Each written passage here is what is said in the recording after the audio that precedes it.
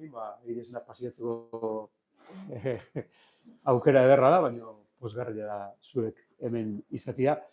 Eta batez ere gainean, badakit gai oso espezifikoa dala eta agian horrek askotan, jendia bilturtu dezake, gai oso zehatza danean, baina aldi berian, benetan niri oso deigarria iruditzen zaitez, conociendo los vínculos entre el País Vasco y Chile a través del mundo de Chiloé.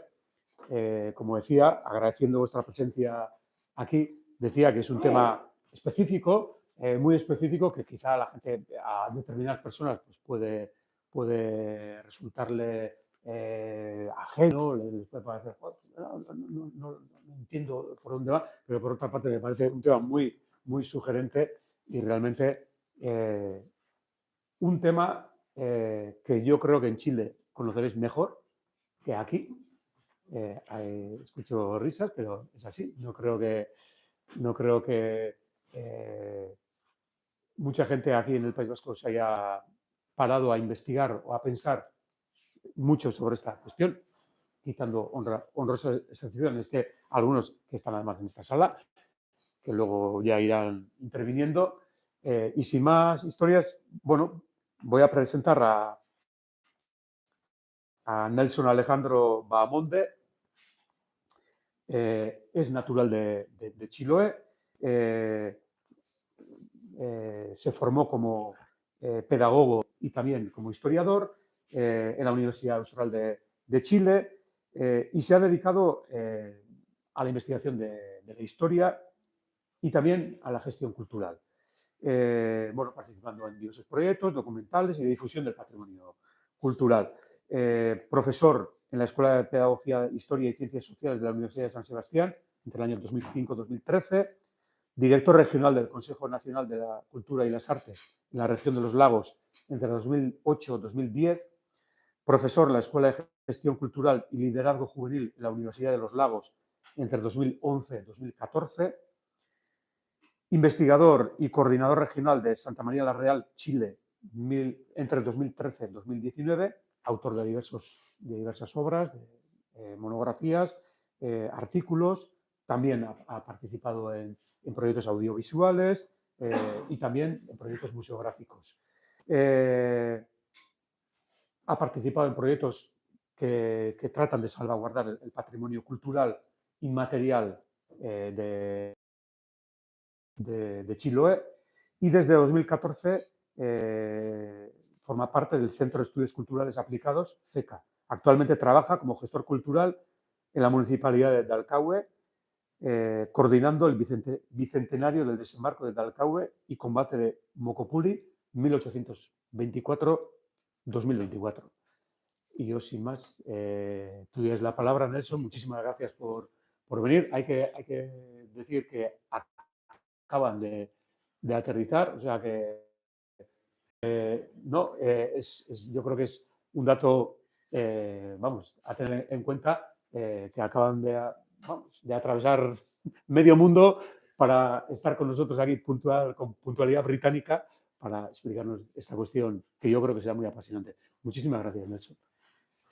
Muchas gracias a todos por acompañarnos y tener el interés de aprender y conversar acerca de estos vínculos que hay entre Chile y el País Vasco.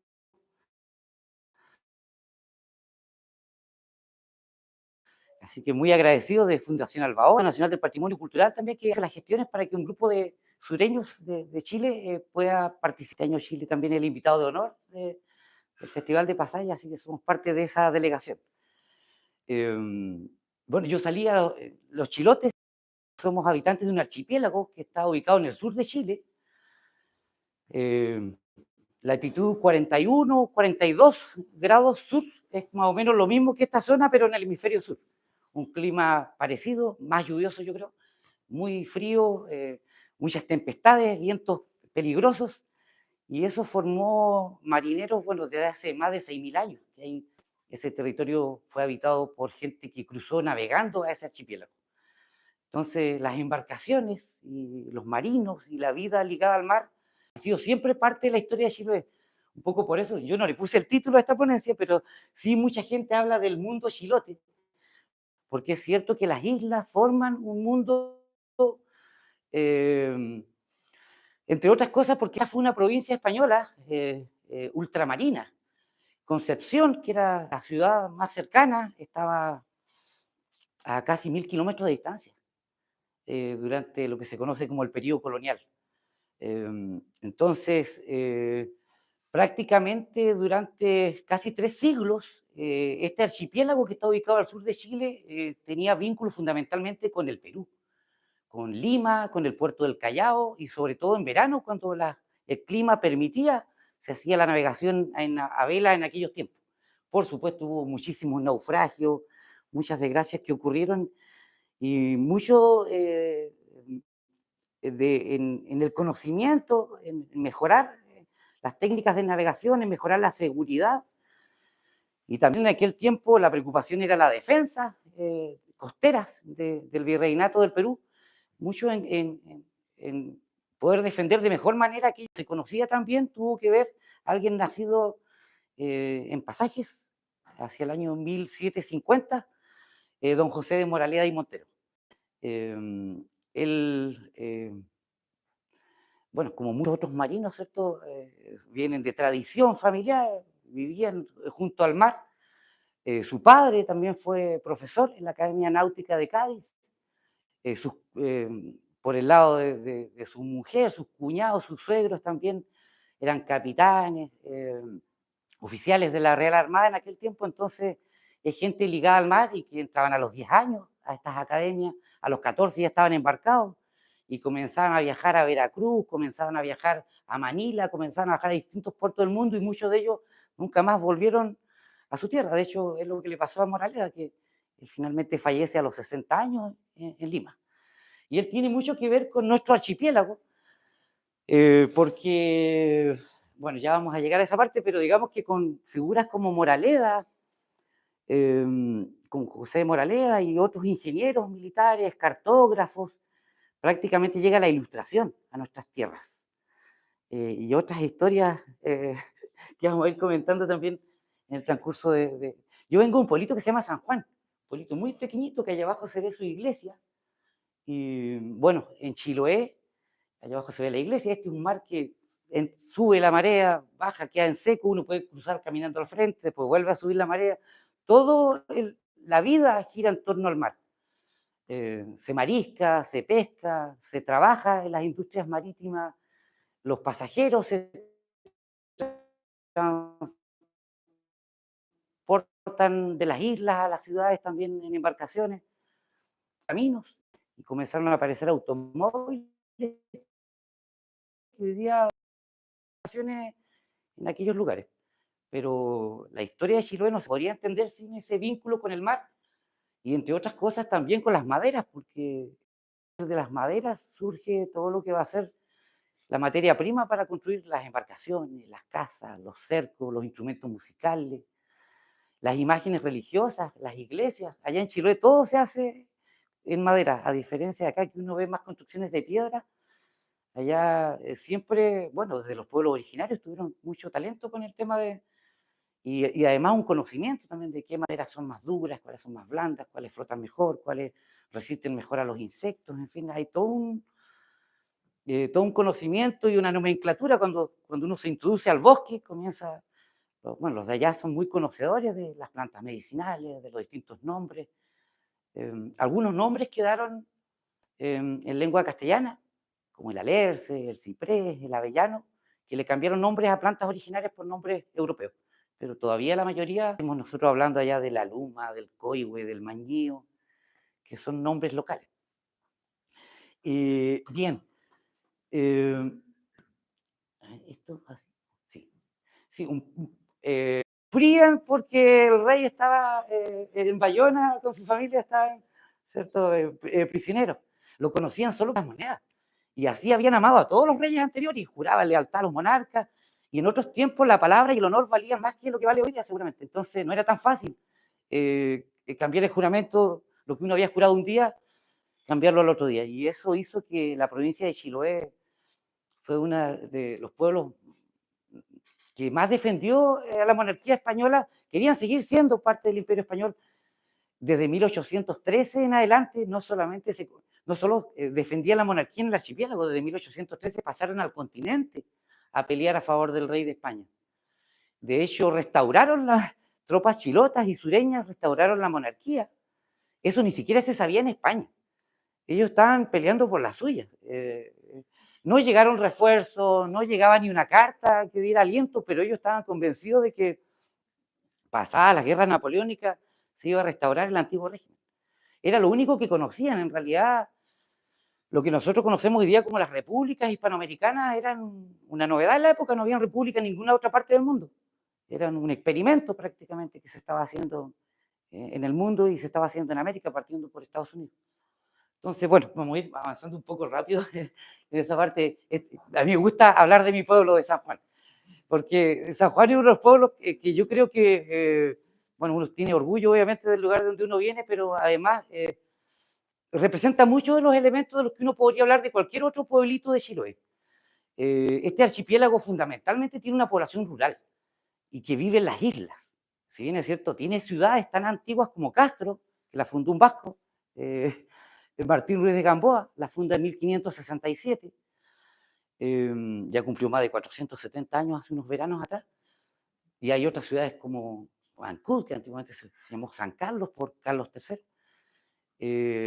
pero en general, y pese que han surgido, o lo que acá son los ayuntamientos, allá son los municipios, este archipiélago está dividido en 10 municipios, y cada municipio a su vez tiene una veintena de pueblos más pequeños, cada uno con su escuela, con su iglesia, su cancha de fútbol, su almacén, y ahí se da la vida en los pueblos de Chiloé.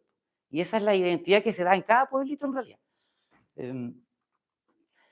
Bien, no sé cómo se formó el paisaje en estas tierras, pero nosotros en Chiloé, el paisaje que nosotros conocemos hoy día es producto del deshielo de hace 10.000 años. Si bien es cierto, hay una historia de tectonismo, de vulcanismo, hay rocas metamórficas que tienen millones de años, hay zonas de Chiloé, este es el lado que mira al Pacífico de Chiloé, donde hay fósiles y sedimentos que hablan de una vida de hace más de 26 millones de años. Yo les decía que el poblamiento humano del archipiélago se produce recién hace 6.000 años. Y eso es porque hace 10.000 años atrás los hielos comienzan este proceso que se vivió en todo el mundo, ¿cierto? De enfriamiento del planeta, de grandes masas de hielo avanzando de las cordilleras hacia el mar, bajo el nivel del mar. Así se pobló América también en aquel tiempo. Pero hace 10.000 años aumenta la temperatura del planeta, se derriten los hielos en algunas partes donde habían lagos glaciares, esos lagos glaciares, producto del peso, del arrastre de los hielos, alcanzan niveles tan bajos que cuando se derriten esas enormes masas y se forman ventisqueros, posteriormente penetra al mar. Y penetra al mar y se forma un paisaje de archipiélagos y canales y fiordos, que es lo que caracteriza al sur de Chile. Y con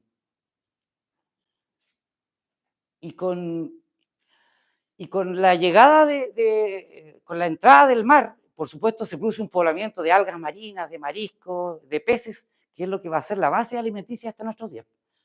En esta imagen uno puede sintetizar hartas cosas de Chiloé. La antigua capital, San Carlos, hoy día conocida como Ancud, al fondo, una de las últimas fortificaciones que se construyen. Estas son parte de las fortificaciones de las defensas costeras del Virreinato del Perú, por eso los cañones apuntan hacia el mar. Seguramente son de las obras mejor pensadas, de las obras más costosas que hizo el Imperio Español en esa parte de América. Chiloé tiene una veintena de fortificaciones de este tipo, unas mejor conservadas que otras, pero por ejemplo estas se construyen con esta piedra cancagua, que es esta piedra de roca sedimentaria de hace millones de años. Pero en Chiloé siempre se trabajaba la madera, pero cuando viene la época de construir fortificaciones traen desde el Perú maestros que le enseñan a los chilotes a trabajar las maderas. Pero bueno, la geología uno la puede ir viendo en distintas partes y ir aprendiendo de ese paisaje. Esta es la isla grande de Chiloé, que tiene casi 200 kilómetros de distancia, de largo, de norte a sur, y son casi 40 islas que forman parte de los archipiélagos, y hay un mar interior. Todo esto que está aquí de color blanco es la zona que estaba cubierta con los hielos. Hoy día esto no existe, hoy día estos son lagos Estos son golfos, fiordos y canales. Y esa es la imagen que tenemos hoy día del territorio que habitamos. Bueno, y la cordillera de los Andes presenta la impronta de los hielos también de estos últimos 200.000 años. En este caso, la cordillera de los Andes está activa, hay un activo vulcanismo. Hace poquitos años atrás tuvimos el volcán Calbuco, que es este, que estuvo haciendo erupción y nos hizo pasar unos sustos bien grandes. Allí al fondo se ve la capital de nuestra región, que es Puerto Montt, una ciudad que tiene hoy día más de 200.000 habitantes. Es una ciudad mucho más nueva, tiene que ver ya con procesos del desarrollo de la República en los últimos años. Bien, y cuando uno camina por las playas, uno ve la huella de los glaciares. Los glaciares son los que depositan estas rocas que se encuentran en las pampas, a orillas del mar. Y bueno, ahí va la gente cuando va a mariscar, va a hacer sus comidas. Y lo mismo, cuando hay que arreglar los caminos, hay que buscar materiales, y todos esos son materiales que depositaron los hielos en la última glaciación. Vamos a avanzar. Bueno, el asentamiento humano más antiguo de nuestra región se conoce como Monteverde, fue descubierto casualmente, como ocurre con muchos sitios arqueológicos, a mediados de los 70, el año 76. Hay una ocupación humana de más de 14.000 años. Allí lo que se encuentran son restos básicamente de un campamento humano de gente que vivió cuando todavía en pleno Pleistoceno. O sea, en aquel tiempo todavía eran cazadores de mastodontes, eran cazadores de megafauna, y todo eso desaparece justamente con el cambio climático. Por eso es que la cultura del sur de Chile, producto del Holoceno, esta transformación al clima actual, tiene que adaptar sus estrategias de subsistencia a lo que va a ser una economía marítima, fundamentalmente. Viven en la orilla de la playa, ya se habla del borde mar. En el mar está toda la comida. Hay que esperar que baje la marea y uno va a mariscar. Y a su vez en el bosque que está a las espaldas, está todos los recursos para poder construir las viviendas y todos los elementos que el chilote necesita, pero era un bosque que cubría todo el archipiélago. Siempre los chilotes lucharon por despejar estos terrenos porque vivían abrumados, no le podían ganar al bosque, el bosque crecía más rápido de lo que los mismos chilotes podían irlo talando. Los sitios arqueológicos más abundantes de nuestro archipiélago son los llamados conchales. Uno camina por las playas, cada 100 metros se encuentra con un lugar donde hubo un asentamiento humano, normalmente asociado a un río de agua dulce, asociado a una loma que lo protegía del viento, el viento norte. Del norte viene siempre la lluvia allá en Chile, entonces siempre hay que cubrirse del viento norte. Y según la playa, podían acceder a ciertos recursos más que a otros. Voy a avanzar más esta parte porque en realidad a partir estas tradiciones se mantienen vivas hasta nuestros días. Hasta el día de hoy el patrón de asentamiento de los chilotes es en el borde mar. Hasta el día de hoy seguimos navegando y una de nuestras comidas tradicionales, que es el curanto, que se hace en un hoyo en la tierra donde se calientan piedras y se cubre después eso con hojas y ramas. Es lo mismo que se encuentra en los sitios que tienen 6.000 años. También ya comían curanto hace 6.000 años nuestros antepasados. Y las canoas que se construyeron, con las que se colonizó el archipiélago, que eran... en el sur de Chile se construyeron distintos tipos de embarcaciones, pero la que se utilizaba en el archipiélago de Chiloé tenía la característica que eran tablas cosidas. Es decir, eran tablas agujereadas por los bordes, que tenían la característica que uno podía desarmar la embarcación si necesitaba cruzar, por ejemplo, la cordillera, y después llevar las tablas al hombro y llegando al lugar donde había que navegar, volver a coser la embarcación. Entonces se usaba una tabla por plan y otras tablas en los costados. Y ese tipo de embarcación se utilizó por miles de años, y cuando se inicia la colonización española, bueno, el archipiélago estaba tan aislado, tan alejado de los principales centros urbanos, era también una economía pobre, no abundaba el fierro ni los clavos, por lo tanto, la embarcación que se siguió utilizando principalmente fue esta, que le llamaron la dalca, y se siguió utilizando durante el siglo XVI, XVII, XVIII, todavía en el siglo XIX quedaban las últimas dalcas.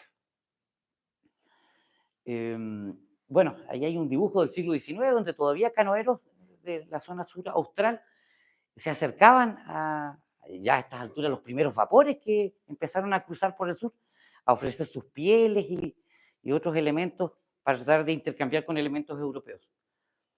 Em, Muchas de estas tradiciones se mantienen vivas, como digo, se marisca, se pesca con corrales en las playas. Cuando sube la marea, ¿cierto? Suben los peces y cuando baja la marea quedan atrapados ahí entre medio de las rocas. También se hacían corrales de madera. Fueron muy tradicionales hasta los años 70. Bueno, yo creo que en todo el mundo, como que desde esa época hasta ahora han habido procesos muy acelerados de cambios que han hecho que muchas tradiciones se hayan ido perdiendo. Se hacían también cholchenes a orillas del mar, que era para acumular, era como el refrigerador, como era acumular mariscos frescos o cangrejos en un pequeño corralcito, cosa de irlos a buscar cuando uno los necesite, frescos. Hasta el día de hoy, por ejemplo, el año pasado iba navegando a una isla y se veía aquí un grupo de unos toldos que tenían unos habitantes de Cucao, que son del otro lado de Chiloé, que vienen a este sector a sacar algas y las secan al sol y las venden.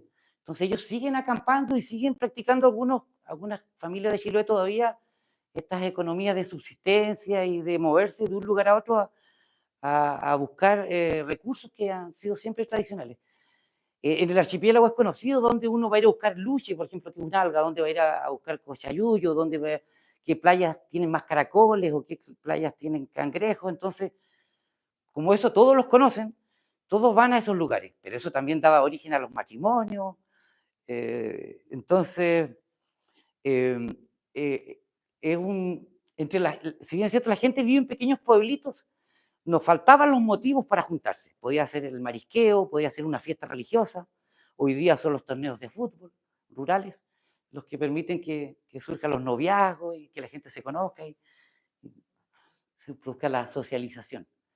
Bueno, muchos de estos sitios arqueológicos hoy día han sido puestos en valor porque se ha ido tomando conciencia. Hasta hace décadas atrás eran destruidos muchos de estos sitios. Se sacaban materiales para arreglar los caminos de estos lugares. Hoy día hay, como en todas partes, hay gente inconsciente, pero también hay personas que entienden el valor de estas cosas y que hay que conservarlas, sobre todo en las futuras generaciones. Y sobre todo los niños se conmueven mucho al entender que hubo gente igual que ellos que vivió hace miles de años atrás, que también fueron niños, que también amaron, en fin, que soñaron igual que nosotros y que vivieron en los mismos lugares. Otro pueblo aparece posteriormente, el pueblo huilliche, que está emparentado a un grupo cultural mucho más grande que el pueblo mapuche de Chile, que se expande hacia el sur unos 500 años antes de la llegada de los españoles. Pero es un pueblo que introduce en Chiloé la agricultura, introduce la cerámica, introduce los tejidos, introduce la crianza de animales. Entonces, cuando llegan los españoles, se encuentran con estos dos pueblos viviendo. Un pueblo canoero que se mueve constantemente de un lugar a otro, y otro pueblo que también vive cerca del mar, pero que practica la agricultura. Y este dato es importante porque de alguna manera el pueblo huilliche es el que mejor se adapta también, se entiende mejor con los españoles, porque tienen elementos más comunes entre sí. Y bueno, estos pueblos son rápidamente evangelizados. El otro tipo de embarcación que llevan los huilliches a Chiloé, en este caso es el guampo, o bongo, como le llaman también, que en vez de ser tablas cosidas, es un solo tronco ahuecado, una canoa monóxida. Bueno, de estos dos pueblos, de los canoeros, que le llamaban chonos a la llegada de los españoles, y del pueblo huilliche, derivan muchos de los apellidos, aparte de los apellidos hispanos que les mencionaba hace un rato, y los oficios. Y eso es muy común cuando uno llega los lunes o los viernes, por ejemplo, a Achao, un lugar que queda frente a Alcagüe. Así llega la gente de las islas. Por ejemplo, los días lunes, los niños que se van a estudiar durante la semana al colegio, llegan en estas lanchas de recorrido, y los días viernes lo mismo, vuelven con su familia, y la gente va a hacer sus compras, y así se mueven hacia los principales centros urbanos. Cuando uno entra a la gobernación de Castro se encuentra con este mural que hicieron unos profesores hace unos años atrás, donde se replica un par de estrofas de la Araucana, de Alonso Ercilla, donde cuenta allí el cronista la vez la vez que cruzó a Chiloé en el verano de 1558. Eso fue unos años antes de la fundación de Castro. Y ese es el panorama con el que se encuentran los españoles cuando van avanzando hacia el sur. Se van encontrando con un panorama étnico de pueblos viviendo al otro lado de la cordillera, pueblos viviendo por el lado chileno, pero nada de eso ellos sabían, ellos iban conociendo conforme iban avanzando. Entonces, luego de fundar ciudades, luego de iniciar el sometimiento de la población originaria, recién empieza como el conocimiento más profundo de los pueblos originarios, sobre todo a partir de los misioneros, que son los que comienzan a trabajar directamente con las comunidades. Bueno, ahí está la isla grande de Chiloé y su mar interior. Esto es lo que yo les decía, que cuando los ventisqueros desaparecen, penetra el mar y genera todo y este paisaje. Chile, de aquí para el norte, no es así, pero desde Puerto Montt hacia el sur, hasta el Cabo de Hornos, es este país de los canales y de los archipiélagos. Así lo veían, así lo veían los europeos, así lo cartografiaron desde un comienzo. Por eso vamos a ver que el trabajo de Moraleda produjo enormes avances en materia cartográfica, porque eran muy pocos los elementos con los que se contaba para conocer este territorio. A todo esto acá dice Castro, Lago de Ancud, y las ciudades, este mapa parece que estuviera al revés, de hecho está al revés.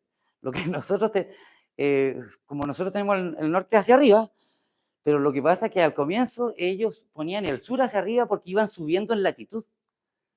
Se bajaba en latitud hasta el Ecuador. Entonces, por eso muchos de estos mapas del hemisferio sur están como al revés, porque van subiendo en latitud. Por eso el sur está hacia arriba y no hacia el norte. Bueno, en fin, aquí Alonso González de Nájera hace, hace una breve crónica de cómo cuando a él le tocó estar en Chiloé, hacían como 3 años que no llegaba un navío, y cómo estaban tan desesperados que tuvieron que construir un navío para poder salir del archipiélago, para poder tener contacto con europeos que vivían mucho más lejos, y cómo por falta de clavos y de falta de experiencia y de calidad en la carpintería, dice que el buque a poco de zarpar se hundió y que allí iban 46 españoles. Dice que entre todos los que se embarcaron, incluyendo indígenas, eran 500 personas. Y ellos a la vela, sin haberse perdido en la vista del puerto, fue el navío al fondo donde perecieron todas las 500 personas. Esa era la desesperación que tenían por salir del archipiélago. Entonces, igual uno trata de imaginarse lo que tuvo que haber sido la vida de esa gente que sale de Europa, que va a América, que va avanzando, porque el trayecto era a Panamá, y de allí empezar a avanzar hacia el sur. Y algunos llegaron hasta Chiloé, y de allí seguramente pensarían en algún día volver a ver a sus familias, no sé, hacerse la América, que era la esperanza que tenían muchos, pero la verdad es que la mayoría se quedó allá.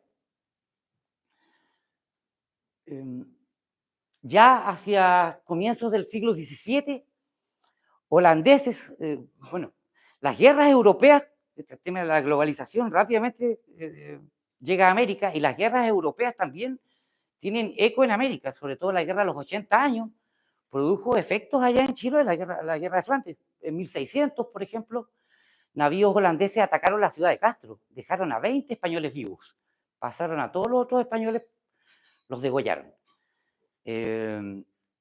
Tuvieron que llegar desde Osorno, otra ciudad que estaba un poquito más al norte, a apoyar a los chilotes, a expulsar a los holandeses, y tuvieron que cazar a las viudas, a las huérfanas, con soldados, en lo que se llamó el repoblamiento de Chiloé. En 1643 vuelven los holandeses y vuelven a dejar incendiada la ciudad de Castro, destruyen Carelmapu, que era temporalmente la capital de Chiloé, y eso produjo el efecto de la dispersión. Desde ahí en adelante los españoles consideraron que era inútil vivir en una ciudad, que podía ser atacada, que estaba indefensa y que mejor se vivía como los indígenas, es decir, a orilla de la playa, con ellos.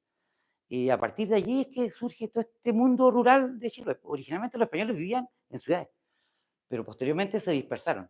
Y esto es lo que yo les decía, al atravesar el Atlántico, así se veía en aquel tiempo Sudamérica, atravesar por el estrecho de Magallanes o por el Cabo de Hornos, el primer lugar habitado por europeos que uno se encontraba era la isla de Chiloé. Y recién acá arriba estaba Valdivia, que estuvo habitado en algunas épocas, Concepción está acá. Pero bueno, la distancia aquí no permiten tener la magnitud de lo que realmente significaba esos trayectos. Así era la ciudad de Castro, dibujada por los holandeses cuando pasaron el año 1643. Y uno aquí puede distinguir pequeñas arboledas de manzanos, eh, el español trata de introducir elementos para vivir como europeo, pero cuesta por el clima. El trigo tardó décadas en que pudiera darse porque no maduraba en el verano. Trataron de introducir frutos como la uva, pero no se podía por el clima. La manzana fue la que mejor se adaptó. Y de entre los animales, el cerdo. Chiloé, dentro del comercio que tenía con Perú, llegaba a exportar más de 10.000 jamones de cerdo al año, piernas de cerdo. Pero también se adaptaron los caballos, los vacunos. El problema era el bosque que cubría casi todo el archipiélago. Entonces, hasta la época de nuestros abuelos, allá se hablaba de limpiar los terrenos. Hoy día hay otra conciencia en relación a la preservación de los bosques, pero en aquel tiempo era una lucha. Había que crear pampas empastadas para poder alimentar, para que esos animales pudieran pastar. Y aquí se ve lo que eran pequeñas ciudades, pero tenían la iglesia matriz, tenían los padres de la compañía, los mercedarios, en otras ciudades llegaban los dominicos, en fin, y cada ciudad tenía su cabildo, su horca en la mitad de la plaza. En fin, esa es la imagen que se llevaron los holandeses de la ciudad que dejaron incendiada en 1643. El padre Alonso de Ovalle dibuja el trayecto que hacen los holandeses, van bordeando toda la costa, y cuando pasan aquí por Cucao, dicen las crónicas holandesas que ven señales de humo. Bueno, eso con los años más tarde se va a ir perfeccionando, que es el sistema defensivo del archipiélago de Chiloé, que van a ser una serie de centinelas o vigías que se van a establecer en Isla Guafo, en Cucao, en ambos lados de la boca del canal de Chacao, aquí en el sur, en distintas islas, para poder avisar al vecindario cuando aparecían enemigos. Y el enemigo iba a llegar naturalmente desde el mar. Y en verano, que era la única época que se podía navegar. Los jesuitas dejaron una huella importante en el archipiélago de Chiloé. Fue la Compañía de Jesús la que llega, después de varios intentos, llega en 1608 a evangelizar el archipiélago, y hasta su expulsión en 1767 construyeron, bueno, cuando ellos se fueron habían 77 pueblos con capillas, cada uno con sus respectivas capillas, aparte de las misiones de neófitos, es decir, islas a donde trasladaban desde los archipiélagos del sur a más indígenas, y a ellos los concentraban en misiones, y aparte de eso eran capellanes también de la tropa. Esa es otra historia de las defensas del archipiélago. Pero ese es el conocimiento que se va teniendo del archipiélago, producto de que los jesuitas también hacían mapas, porque ellos también exploraban, ellos también, y todos estos viajes de evangelización y de exploración se hacían fundamentalmente en dalcas, en estas embarcaciones hechas de 3 tablas, porque los barcos llegaban fundamentalmente a comerciar, y llegaban a comerciar aquí al canal de Chacao. Aquí entraban, cargaban maderas y salían. Porque en Perú, donde se estaba produciendo mucha plata, se estaba acuñando mucha plata, sobre todo el Potosí, en Perú en la costa no hay madera, y en la Sierra Peruana tampoco. Las maderas en Perú están en la selva, entonces es tras mano llevar maderas a la zona costera. Por eso era más fácil introducirlas desde el mar. Y un lugar que tenía buenas maderas y abundante era Chiloé, que era... Por supuesto, los españoles llegaron allá pensando que iba a haber oro y otras cosas, pero no, eso no abundaba. Lo que más abundó fue la madera. El siglo XVIII, incluso en lugares tan lejos, alejados del imperio, como le digo, al sur de Chiloé no habían europeos, en todo Sudamérica, ni por el lado Atlántico ni por el Pacífico. Este es el lugar más austral del imperio español. Y incluso a esos lugares llegaron las reformas borbónicas, se crean las intendencias, bueno, se expulsan a los jesuitas, todo el aparato administrativo y burocrático va creciendo. Lo mismo pasa con la tropa. Algo sí a considerar es que la tropa era tropa de ejército, la que había en Chiloé. Era tropa de infantería, de artillería, de caballería. Y digo esto porque seguramente una de las instituciones más mimadas por la corona española era la Armada, más que el ejército. Por la importancia que tenía la Armada, por el comercio mundial, porque había que proteger a esas flotas, porque había que proteger esas costas, porque el conocimiento de esos territorios venía también de esos marinos que estudiaban cosmografía, aritmética, astronomía, y es en ese contexto en que va a llegar este marino. Nació aquí en Pasajes, José de Moraleda. Antes de él llegaron otros ingenieros militares también. Para su mejor administración, entre otros asuntos de las reformas borbónicas, para su mejor administración, el archipiélago de Chiloé pasó a depender directo del virreinato del Perú. Es decir, si bien es cierto, pertenecía al Reino de Chile, pero había mejores condiciones para comerciar con Perú y que le llegue desde allí comercio, misioneros, autoridades, a que se haga esto desde Chile. Se funda una nueva capital en vez de Castro, la ciudad de Castro que funda Martín de Campo. Ahora se funda la ciudad de San Carlos, el año 1768, a partir de un pequeño fuerte. Entonces se deja un sector militar, un sector civil. Esto hoy día se conoce como la ciudad de Ancud. Toda la bahía. Toda la bahía. Esta es la bahía del Rey, se llamó como el puerto de San Carlos. Esto se decide fundar allí el puerto de San Carlos porque el año 1720 fundió allí un barco inglés con un capitán de apellido Clipperton que tenía 120 cañones. Esos 120 cañones eran el triple de todos los cañones que había en todo el archipiélago. Entonces se decidió, y antes de eso, 20 años después vino la expedición de Lord Hanson, cuyo proyecto era tomarse el archipiélago de Chiloé. Los ingleses siempre tuvieron la zona sur de América con planes de tomar ciertas posesiones estratégicas. Fue lo que pasó con las Malvinas, lo pensaron con Tierra del Fuego. Chiloé siempre estuvo en los planes de los ingleses. De hecho, los ingleses reaparecen justamente en la Guerra de Independencia. El archipiélago de Juan Fernández también siempre estuvo en planes de los ingleses, y la idea de ellos era tener una base de operaciones y a partir de ahí hacer caer el Reino de Chile y posteriormente el Virreinato del Perú, que era de donde procedía la riqueza. Y en toda esa psicosis se vivía. Entonces, claro, en invierno no vivían tranquilos, la gente en sus hogares, engordaban sus cerdos, los faenaban, hacían sus jamones, labraban las maderas que iban a tener que tener acopiadas para cuando en verano llegaban las embarcaciones a cargar. Y en verano había que empezar el verano empieza ya por noviembre o diciembre. Allí ya los milicianos tenían que comenzar a ocupar sus puestos en las centinelas o vigías. Y se daban señales con señales de humo, a veces tiros de mosquete, otras veces con banderas, depende de la distancia que había entre una centinela y otra. Y así se custodiaba el comercio de Chiloé en el verano. Bien, tipos de embarcaciones que se utilizaban y se construían en el archipiélago con las maderas locales para hacer el comercio con el Perú. El Águila, Nuestra Señora de Montserrat. Planos del puerto y bahía de San Carlos, donde nuevamente se ve el Fuerte Real San Carlos, el área de la población civil, los caminos que van trazando los ingenieros.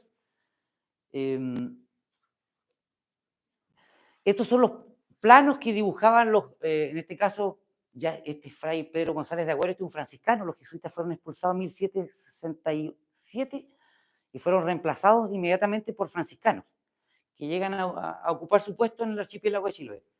Ellos, los jesuitas tenían un sistema misional que le llamaba la misión circular. Ellos salían en primavera a recorrer todas las capillas. Y a cada pueblo lo salían a encontrar las comunidades, estaban allí 2, 3 días, tenían un método misional. Pero ese método, donde ellos abandonaban a esa comunidad hasta el otro año, tenía la característica que la comunidad, mientras tanto, era protagonista de su propia fe. Entonces el cura y los misioneros tenían representantes en las comunidades. Y así surgieron los fiscales, los sotafiscales, los patrones de templos, los patrones de imágenes, toda una institucionalidad religiosa que existe hasta el día de hoy. Hay un grupo de 16 iglesias de Chiloé que fueron declaradas el año 2000 Patrimonio de la Humanidad, pero que son representativas de más de un centenar de iglesias que son parte de esa tradición hasta el día de hoy. Pero como se fijan ustedes, son unos mapas que pueden indicar el nombre del lugar, pero no tienen ninguna precisión respecto a la navegación. Y eso era muy complejo en aquel tiempo, sobre todo por los naufragios que ocurrían. Hoy día que se está desarrollando la arqueología subacuática, se anda en búsqueda de una serie de naufragios que ocurrieron en las costas de Chiloé. Se han publicado libros sobre ese tema también. Naufragios ocurridos en las costas de Chiloé. Y así era el Reino de Chile. Así se veía el Reino de Chile hacia el siglo XVIII. mirando hacia el mar Pacífico hasta llegar a la Isla Grande y al archipiélago de Chiloé. Pero, claro, la ciudad más cercana era Concepción, pero aquí se ve cerca y se dice fácil, pero en aquel tiempo eran semanas de viaje en el mar. Ya, bueno, este es el archipiélago de Chiloé ya dibujado por Moraleda. A continuación viene un retrato de Moraleda, pero le quería mostrar cómo cambia la técnica. Bueno, Moraleda con Moraleda la cartografía en Chiloé alcanzó uno de los puntos más altos, justamente a fines de la colonia. Sus trabajos son solo mejorados por la Armada de Chile un siglo más tarde. Y de hecho, explorando el sur de Chile, bautizaron uno de los principales canales del sur de Chile, se llama el Canal Moraleda, lleva el nombre de José de Moraleda. Es un canal que tiene como 150 kilómetros de largo y como 12 kilómetros de ancho. En aquel tiempo, bueno, Castro era el corazón del archipiélago, Castro era el corazón del archipiélago y se acaba de fundar la nueva capital. Y se abre un nuevo camino, este es un camino militar. De hecho, dijeron en mi presentación que estuve coordinando un bicentenario de la batalla de Mocupulli. Eso ocurrió el 1 de abril de 1824. Los chilotes derrotan al ejército chileno y siguen siendo realistas por 2 años más, hasta 1826. Y eso ocurre aquí, en este camino, porque las tropas chilenas desembarcan aquí en un lugar llamado Dalcao, que es donde yo vivo, y pretendían atacar a Ancud por la retaguardia. Y los chilotes se emboscaron, pese a que se habían construido fortificaciones, que se habían establecido una serie de defensas pensando siempre en el enemigo inglés que iba a venir a tomar Chiloé. Esa era la psicosis con la que ellos vivieron. Finalmente la guerra fue entre españoles. Entonces, como no había secreto entre españoles, la estrategia chilena fue tratar de tomar este camino y atacar a Ancud por la espalda. Pero los chilotes se emboscaron porque también era el plan B que ellos siempre habían pensado. ¿Qué pasa si los casacas rojas llegan 1500 casacas rojas a Chiloé y desembarcan y no podemos evitar el desembarco? Lo que tenemos que hacer es pelear en el bosque. Y eso fue lo que hicieron en 1824 y así derrotaron a oficiales napoleónicos como Boucheff. Estaba lleno de soldados napoleónicos ese ejército chileno, estaba Rondizoni, había mercenarios ingleses, Vic Tupper. Bueno, es para otra historia, pero es muy interesante cómo fenómenos globales terminan ocurriendo en lugares a veces tan apartados del mundo y en un archipiélago rural como... Y ellos terminan siendo soldados napoleónicos fogueados en las guerras europeas, terminan siendo derrotados por campesinos, pescadores. Estaban tan faltos de armamento que formaron una compañía de indígenas que le llamaron los volteadores, porque lo único que tenían para darle era un palo, un madero de luma. La luma es una madera muy, muy firme y pesada, de un poco más de 1 metro, y ese garrotazo había que darle sobre todo a los heridos para ayudarlos a pasar al otro mundo. Bien, ahí está don José de Moraleda, nacido aquí en Pasajes hacia 1750. Para nosotros, cualquiera de los amantes de la historia de Chiloé que quiera buscar antecedentes del pueblito de donde uno viene, tiene que ir sí o sí a los trabajos de Moraleda, porque ellos no solamente construyeron cartas náuticas, sino que las descripciones que hacen, los diarios de sus viajes son muy interesantes, porque hablan de los caciques, hablan de las familias con las que se encontraban, hablan de las cosas que hacían en cada lugar. Bueno, como decía al comienzo, él a los 10 años ya entra a estudiar en Cádiz. Él quería entrar a la Marina de Guerra, pero entra a la Marina Mercante. Posteriormente, casi en la parte final de su carrera náutica, logra entrar como alférez a la Marina Real. Ya a los 14 años hace su primera navegación, de hecho la hace hacia Veracruz, y desde allí prácticamente no vuelve a Europa. Desde allí continúa viajando y después a los pocos años, a los 20 años, ya está instalado en Lima, y desde allí los viajes son a Panamá, a Guayaquil, a Santiago. A Chiloé va por primera vez en 1772, pero donde va a marcar historia va a ser en estos años. En 1786, el virrey del Perú, justamente escandalizado por la cantidad de naufragios que habían ocurrido en épocas recientes, cree que es necesario levantar planos y cartas del archipiélago. Cuando se refieren a planos, se refieren a mapas que contienen la toponimia. fundamentalmente. Y cuando se refieren a cartas náuticas, son esas cartas que tienen las profundidades, tienen marcados los sondajes que se iban haciendo y donde con un ancla o con dos anclas se marcan los principales fondeaderos. Y todo esto tenía una función militar porque en ese siglo al menos hubieron 3 guerras contra Inglaterra y en las 3 guerras los ingleses tenían intentos de tomarse el archipiélago de Chiloé según el espionaje que aquí se hacía. Entonces mandaban cartas al virrey y el virrey mandaba una embarcación avisando en Chiloé que pongan ojo, sobre todo los veranos. Entonces, y la mejor manera de defender es conocerlo, el territorio que quieres defender, pues esa es la mejor manera de tomar decisiones. Por eso es que el conocimiento con Moralea avanzó muchísimo. El problema que él tuvo es que se llevó muy mal con el intendente de Chiloé a su llegada al archipiélago. El intendente, que se habían creado recién las intendencias, el intendente Francisco Hurtado, él creía que él le obedecía directo al rey de España. Y Moraleda venía con instrucciones dadas por el virrey del Perú. Por lo tanto, el intendente de Chiloé creía que Moraleda tenía que estar bajo su jurisdicción, bajo el jefe del territorio. Pero Moraleda estaba convencido que él venía en una misión directamente en beneficio del monarca, entonces de un comienzo tuvieron choques. Y tuvo muy poca colaboración del intendente de Chiloé. De hecho, los medios con los que contó Moraleda para poder hacer este trabajo de levantar planos de los puertos, de los surgideros y finalmente unos planos generales del archipiélago más completos, los hizo en condiciones muy precarias. Se le proporciona una falúa, que es un bote de 9 remos por lado, que había sido construido ahí mismo en Ancud. En Ancud le decimos nosotros a San Carlos, al puerto de San Carlos, había sido construido en 1575. Él llega en 1787. Moraleda está en Chiloé, estuvo en Chiloé al menos en 3 ocasiones. En la primera en su juventud, en 1772, donde incluso hace un mapa, pero él hace planos basándose en planos que habían, de los que se disponía, los cajones de los buques andaban trayendo planos náuticos y a partir de ahí él hacía reproducciones. Pero él va a hacer un trabajo original en estos años, entre 1007. En realidad, esta etapa, este segundo viaje a Chiloé, donde estuvo 4 años, lo envían a fines de 1786. Está ya en 1787, 88, 89 y 1790, recién vuelve al Perú.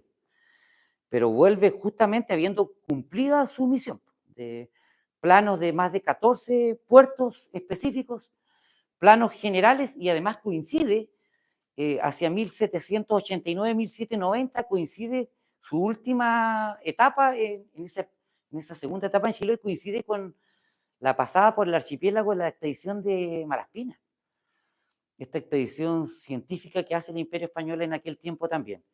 Y allí se construyen un par de capítulos en base a la información proporcionada por Moraleda. No todo venía de Moraleda. Moraleda, a su vez, cuando llegó a Chiloé, también recopilaba antecedentes. Pero sí la cartografía que recoge Malaspina y toda la cartografía que se hace en aquel tiempo es la que surge en base a los trabajos de Moraleda. Posteriormente, él vuelve al Perú. Posteriormente es enviado nuevamente Moraleda a Chiloé en 1792 y permanece hasta 1796. Aquí cuando uno hace acercamiento en estos planos, son súper específicos los ríos, el lugar donde hay una piedra, la capilla, y además el trabajo que él hace es, primero tiene los borradores, los que también...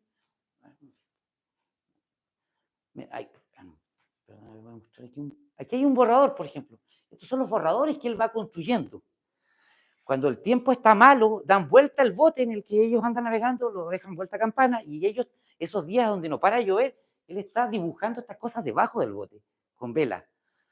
Y con recursos muy precarios, como les digo, acompañado por, a veces, en el primer viaje sale con 12 remeros que se van turnando. Esta falúa también tenía ¿cómo se dice? 2 mástiles, no, 2, ¿sí? 2 velas, usaba 2 velas que también, normalmente andaban a la vela, pero cuando muchas veces tenían que ir contra la corriente. Ese tema en el archipiélago, el tema de las mareas, es todo un asunto. Y estas son las versiones definitivas, las que él después coloreaba, pintaba, y eso ocurre, todo este material descargado de las páginas de archivos españoles, que hoy día nos permite saltarnos muchas etapas y poder acceder a material en buena resolución, La Marina chilena publicó los trabajos y las cartas de Moraleda desde 1700, o sea, perdón, desde 1870 en adelante. Se crea la Oficina Hidrográfica de la Armada, y de hecho en el buque Escuela Esmeralda, que es el buque donde se forman los oficiales de la Armada de Chile, el premio al mejor grumete de la promoción se llama Premio José de Moraleda, hasta el día de hoy. Sí, eso, no, en realidad esto uno se puede... Moraleda es como Forrest Gump, a él le pasó, a él le pasó muchas cosas en su estadía allá. Por ejemplo, en este mapa, lo que él dibuja es una expedición en la que él parte a buscar una ciudad perdida, la ciudad de Osorno. La ciudad de Osorno fue destruida por los mapuches en el año 1603. Estábamos hacia el año 1789 y todavía no se encontraban los restos de la ciudad, pero querían encontrarla porque existía una historia de que había sido una ciudad muy rica, y de hecho esa ciudad se termina encontrando un par de años más tarde y anduvo bien cerca y se refundó, y de hecho fue la última ciudad fundada por el Imperio Español en el Reino de Chile. Y con esa ciudad el archipiélago por fin logra una conexión con el resto del Reino de Chile. A partir de la fundación de Osorno se abre el camino a Osorno, y del camino a Osorno a Valdivia, y de Valdivia a Concepción, y de ahí a Santiago, y por fin el reino vuelve a ser vertebrado tal como lo pensaron los conquistadores cuando recién llegaron. Bueno, acá dibuja el camino que se abre recién en Chiloé. Estos son los mapas de Moraleda, con una exquisita caligrafía. Algunos mapas posteriormente fueron plagiados por el intendente. El intendente no tuvo ningún asco y le puso Francisco Hurtado, pese a que los planos los había hecho Moraleda.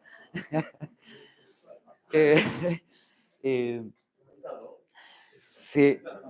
Bueno, Moraleda, ya con estos trabajos que hace en Chiloé, Moraleda adquiere tremenda fama. Pasa a ser piloto de primera clase del puerto del Callao. Él comienza a tomarle exámenes a los demás pilotos del Callao, que hacían los viajes a Panamá, a Guayaquil, al sur de Chile.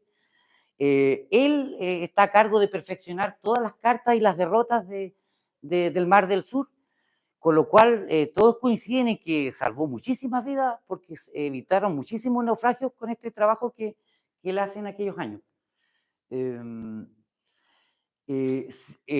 Posteriormente fue profesor también de pilotos en el Perú. Y los últimos, bueno, Hugo O'Donnell, a todo esto, es un autor español que con la Armada Española publica en el año 1990. Acá publican un trabajo sobre Moraleda, sobre los trabajos de Moraleda en Chiloé. Él aclara varias cosas de su biografía porque nosotros tenemos acceso a Moraleda a partir de sus diarios y sus planos. Eso fue lo que publicó, yo les comentaba, la Marina de Chile a fines del siglo XIX cuando estaba tratando de perfeccionar eso.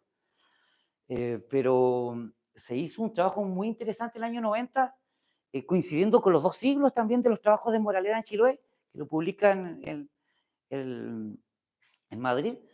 Y él aclara varias cosas de su vida, incluso en el apéndice documental, por ejemplo, aparecen cosas que Moraleda no contaba ni en sus diarios, pero por ejemplo aparece su relación de mérito y servicio, su ficha de funcionario público, y allí aparecen los cargos que utilizaba, los años, días y meses en que desempeñó tal función, y también el estado de salud. Eso me llamaba la atención, el estado de salud en que se le describía. En alguna parte decía robusto, salud robusta. En otra parte decía muy buena. Y claro, una persona para poder hacer estos trabajos tenía que haber tenido y no son muchas más cosas aparte del retrato las que se conocen de él. Bueno, nacionalidad decía pasajes. Decía nacionalidad, pasajes. Porque bueno, el Imperio Español tenía gente, marinos y oficiales de distintos orígenes, entonces eso me llamaba la atención, que siempre decía pasajes. Y otra cosa, Hugo O'Donnell aporta antecedentes del padre de Moraleda, y donde no cabe duda que él era de acá, porque cuando él pedía autorización desde Cádiz para venir a pasar con su familia unos días, decía, para estar unos días con mi familia en San Sebastián, o para pasar unos días en pasaje. Entonces no cabe la menor duda de que además también su familia, sus ascendientes eran de acá. Bueno, en fin, el intendente, los intendentes tuvieron mucho poder en aquel tiempo, y en general tuvieron conflictos con muchos de los ingenieros que llegaron a Chiloé. Pero bueno, fue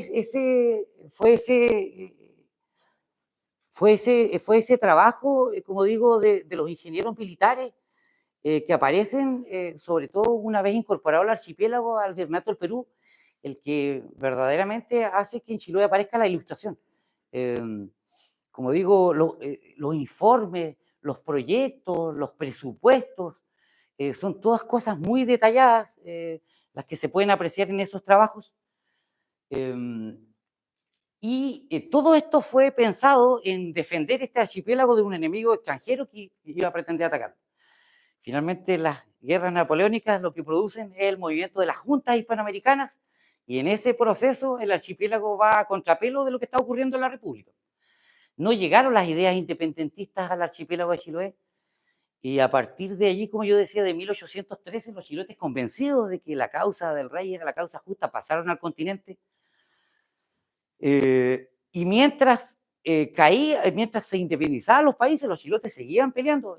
Por ejemplo, la batalla de Ayacucho, que es la más importante, donde cae el Virreinato del Perú, en 1824, mientras los chilotes estaban defendiendo en el archipiélago, habían batallones de infantería y de caballería chilotes peleando allá en el Alto Perú, en Ayacucho, o sea, ¿a cuánto? A 5.000 kilómetros de distancia de su archipiélago, peleando por la causa del rey. Bueno, el archipiélago de Chiloé, una vez incorporado a la República, prácticamente, como fue incorporado a la fuerza, no fueron muy bien considerados por la República de Chile. Prácticamente es gobernado el archipiélago de Chiloé por gobernadores militares en las primeras décadas. Queda en el abandono. Los viajeros que pasan por Chiloé, todos consignan las quejas que tenían los habitantes, de que no hallaban la hora de que vuelva esto a ser parte de que, o sea, extrañaban la época del rey de España, porque ellos veían cómo, por ejemplo, las misiones eran mantenidas por la corona española. Ellos sabían que Chiloé no producía mucho, salvo madera y piernas de cerdo ahumado, no eran muchas las ganancias que producía. La importancia del archipiélago era más su posición estratégica. Pero como los enemigos de España ya no eran enemigos de Chile, ya esto no tenía ninguna importancia estratégica. Es más, a los pocos años se toma posesión del Estrecho Magallanes y se comienza a colonizar el sur. Y eso hizo que el archipiélago perdiera más todavía su importancia. Posteriormente se inicia la colonización alemana en los territorios aledaños y comienzan a surgir otras ciudades que van a tener otro crecimiento, otra importancia. Llega el ferrocarril al continente en el siglo XIX, cosa que en el archipiélago recién pasó en el siglo XX. En fin, eso hizo que los habitantes del archipiélago de Chiloé se convirtieran en migrantes. Casi todo el siglo XIX y siglo XX los habitantes de Chiloé migraron a la Patagonia argentina, a la Patagonia chilena, a las salitreras del norte. En fin, solo hasta ahora, hasta hace pocas décadas atrás, yo diría la década del 80, la década del 90, hizo que la economía del archipiélago, que hasta allí se había mantenido como una economía de subsistencia, de gente viviendo en los campos, comenzara a transformarse. Bueno, el gobierno militar de la época desarrolla toda una economía de exportación basada en las ventajas competitivas, es decir, la exportación de materias primas fundamentalmente, y allí la riqueza que siempre tuvo Chiloé, que fue la abundancia de mariscos y de peces, se convierte en la principal industria. Justamente allí es donde reaparecen los vascos. A fines de los 70, comienzos de los 80, se instalan pesqueras, sobre todo de origen vasco, en Chiloé, que producen, bueno, todo un desarrollo económico en aquellos años. Ya en los 90 comienza otra industria, que es la crianza de salmones, y hoy día, hasta el día de hoy, bueno, hoy día están una industria muy importante en el mar, es el tema del mejillón, el chorito le llamamos nosotros allá, y allí sobre todo capitales gallegos están muy instalados en Chiloé. Así que, bueno, hay muchas cosas más que se pueden hablar. Esto, mi abuela decía, la cosa de la historia es como sacar papa, uno va escarbando y no termina nunca. Así que espero haber contribuido un poquito a hablar con cariño de mi tierra y de algunos vínculos que tenemos también con ustedes. Y no sé si alguien quiere comentar algo, alguna...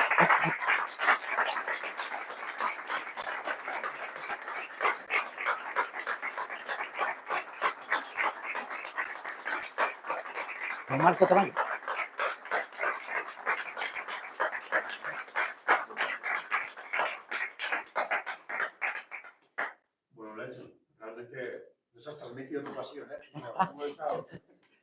orientadísimos a lo que nos has explicado. No sé si tenéis, alguna cuestión, alguna pregunta para preguntar. ¿A qué distancia está? Porque el Callao era la capital del virreinato de Perú. Claro. ¿Qué distancia hay de Chiloé a el Callao, por ejemplo? A ver, yo de Chiloé, ¿Unos 4.000? yo calculo eso, sí, unos 4.000, más fácil buscar eso por internet, pero yo calculo sí unos 4.000, 4.500 kilómetros de distancia tranquilamente. ¿Sí? Bueno, eso tenía todas sus técnicas porque también se aprovechaban las corrientes también. Pues. Yo entiendo que de hecho era más largo el viaje de sur a norte que volviendo o sea, de norte a sur, que aprovechando la corriente de Humboldt. Creo que se tardaron un par de semanas menos, incluso que Juan Fernández, el descubridor de aquella corriente, incluso fue procesado por la Inquisición porque nos explicaba cómo un viaje que se estimaba como en 2 meses, después lo había hecho en 2 semanas de vuelta. Sí. ¿Daniel fue popular con esa respuesta? ¿No? Sí, la corriente Humboldt tiene, dependiendo del lugar, digamos, pero tiene alrededor de un nudo de velocidad, y además la alta presión del Pacífico genera en toda la costa de Chile genera una condición de viento predominante del suroeste, y por lo tanto uno cuando sube va con el viento a favor y con la corriente a favor, y cuando baja en cambio se encuentra con condiciones que son continuamente desfavorables, y por eso, por ejemplo, si uno navega de Perú hacia Chile, tiene que muchas veces alejarse de la costa, incluso a veces tan lejos como Rapa Nui, para encontrar de nuevo los vientos del oeste ya en latitud 40. Así que sí, efectivamente el viaje de vuelta es considerablemente más duro y más largo. Bueno, hasta el día de hoy, cuando uno va a conocer Perú, se encuentra con que hay puertas, ventanas hechas de maderas del sur de Chile, y que tienen ya 2, 3 siglos, porque bueno, y tienen un clima poco lluvioso, entonces si estas maderas ya resisten muy bien la humedad, son incorruptibles, así que es muy interesante eso, recorrer Perú y encontrarse con restos de nuestra historia. Nelson, voy a cooperar con una pregunta. Además de los elementos que centraste en términos de moralidad e importancia, para ti, ¿qué otros elementos en la cultura de Chiloé tienen vínculos con el País Vasco, con la cultura vasca? Sí, mire, lo que pasa es que, bueno, de hecho, hay familias de reconocido apellido vasco. De hecho, había una fábrica de estufas de cocina que se llamaba La Vasconia, que existió hasta hace poco tiempo allá en Castro. Pero yo decía eso hace un rato que, independiente del origen, en realidad lo que ocurría era que todos se volvían chilotes. Entonces es muy difícil reconocer elementos. Es muy posible que quizás ustedes, si van a Chiloé, digan esto es vasco, porque para ustedes es más fácil reconocerlo. Pero para nosotros o para las familias chilotas, la gente dice esto vino de España, ¿no? Entonces en realidad no, pero claramente vino del norte de España, porque lo que se adaptaba al clima ya era por un tema de latitud, era lo que venía del norte, y en ese caso, por ejemplo, bueno, de partida la gente en Chiloé reconoce que vino de España el idioma, la religiosidad, muchos frutales, como yo decía, ya las manzanas, por ejemplo, hay distintas variedades, pero las que llegaron allá son las del norte de España. Pasa lo mismo también con cierto ganado, por ejemplo, allá en Chiloé, hasta el día de hoy, es bien especial el caballo chilote que le llaman, que es un caballo andaluz, si no me equivoco, que creo que incluso acá desaparece y allá se estudia porque hay elementos que pasaron a América y que después desaparecieron en Europa. Hace pocos años atrás, un profesor de la Universidad de Las Palmas, Maximiliano Trapero, fue a investigar a Chiloé, fue a hacer un trabajo acerca del romance tradicional. El romance tradicional son esas historias en versos que se memorizaban y que se cantaban en los fogones, de generación en generación. Y él hizo una recopilación impresionante de romances, trabajando sobre todo en los asilos de ancianos de Chiloé. Y se encontró con que muchos de esos romances, que allá la gente todavía los tenía, los rescató en boca de personas en Chiloé, esos romances acá en Europa nadie los recordaba, solamente estaban en pliegos del siglo XVIII, en publicaciones del siglo XVII, y esas cosas se seguían manteniendo en la memoria de la gente allá de Chiloé. Entonces, por eso digo, hay distintos elementos que se pueden reconocer. Bueno, los oficios Yo estos días vamos a hablar muchísimo de la carpintería de Rivera, donde yo creo que es uno de los elementos más evidentes donde prácticamente todo ese conocimiento llegó desde acá, pues, desde España. Música tradicional también se conserva en Chiloé de aquel tiempo que para el periodo, allá se le llama el periodo colonial, al periodo hispano, se hablaba de bailes como bueno, fandango, la pericona, el chocolate, la caña dulce, la nave, el ring, las malagueñas, en fin, esas cosas todavía se cantan en los campos de Chiloé. Y se ha mantenido, entre otras cosas, porque era una provincia rural que recién rompió su aislamiento en los últimos 30 años, cuando se abrieron caminos, cuando llegó la televisión, cuando se abrió a las comunicaciones. Así que, ¿no? Pero también tiene que ver con lo que decía algún antropólogo mexicano, Néstor García Canclini, que habla de las culturas híbridas, donde hay muchos elementos que son de origen prehispánico, como el curanto, que uno puede reconocer, y en los conocimientos de la vegetación, de la flora nativa, donde todavía vive ese mundo de la sociedad de antiguo régimen, donde todavía quedan cosas importantes, las tradiciones familiares, donde todavía uno ve procesiones religiosas en las calles de las ciudades, cosa que es difícil de ver en los países desarrollados, donde la industrialización sobre todo cambió la forma de vida. Allá todavía los trabajos se hacen en comunidad, los campos se organizan las mingas. Las mingas son cuando los vecinos se ayudan a trabajar, cuando hay que hacer un trabajo donde una persona sola no puede, ahí se colaboran entre los vecinos. Y eso es lo que hacían los españoles y eso es lo que hacían los indígenas hace siglos atrás.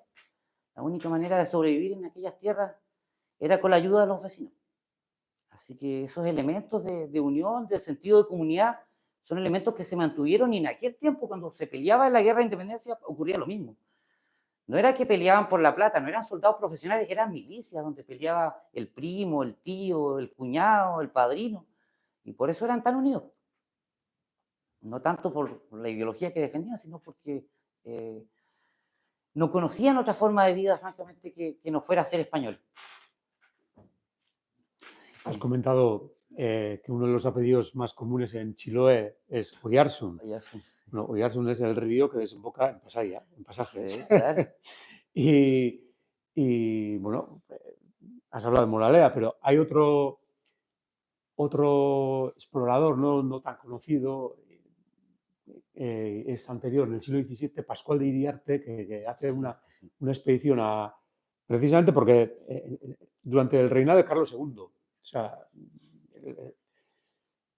a finales del siglo XVII, creo que es en los años 80 del siglo XVII, pues tienen también la sospecha de que los ingleses se han asentado ahí en la zona del canal de Magallanes, etcétera y tal, y hacen una expedición. Y ese señor era de Oyarzún, era de la localidad de Oyarzún. De hecho, en el libro de actas del ayuntamiento de Oyarzún, fijaos cómo llegaban las noticias, desde ahí llegaban las noticias.